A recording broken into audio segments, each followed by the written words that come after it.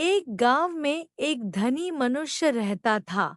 उसका नाम भैरोमल था। भैरोमल के पास बहुत खेत थे। उसने बहुत से नौकर और मजदूर रख छोड़े थे। भैरोमल बहुत सुस्त और आलसी था। वह कभी अपने खेतों को देखने नहीं जाता था। अपने मजदूर और नौकरों को भेजकर ही वह काम कराता था। मजदूर और नौकर मनमाना काम करते थे। वे लोग खेत पर तो थोड़ी देर काम करते थे, बाकी घर बैठे रहते थे, इधर-उधर घूमते या गप्पे उड़ाया करते थे। खेत न तो ठिकाने से जोते जाते थे, न सिंचे जाते थे और न उनमें ठीक से खाद पड़ती थी। खेतों में बीज भी ठिकाने से नहीं पड़ते थे और उनकी घास, खरपतवार तो कोई निकालता ही नहीं था। इसका नतीजा यह हुआ कि उपज धीरे-धीरे घटने लगी। थोड़े दिनों में भैरोमल गरीब होने लगा। उसी गांव में राम प्रसाद नामक एक दूसरा किसान था। उसके पास खेत नहीं थे। वह भैरोमल के ही कुछ खेत लेकर खेती करता था, किंतु था परिश्रमी। अपने मजदूरों के साथ वह खेत पर जाता था, डटकर परिश्रम करता था। उसके खेत भली प्रकार जोते और सींचे जाते थे, अच्छी खाद पड़ती थी, घास निकाली जाती थी और बीज भी समय पर बोए जाते थे। उसके घर के लोग भी खेत पर काम करते थे। खेत में उपज अच्छी होती थी।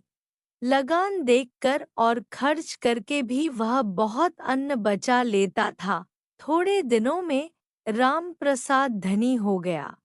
जब भैरोमल बहुत गरीब हो गया, उसके ऊपर महाजनों का ऋण हो गया, तो उसे अपने खेत बेचने की आवश्यकता जान पड़ी। यह समाचार पाकर राम प्रसाद उसके पास और बोला, मैंने सुना है कि आप अपने खेत बेचना चाहते हैं।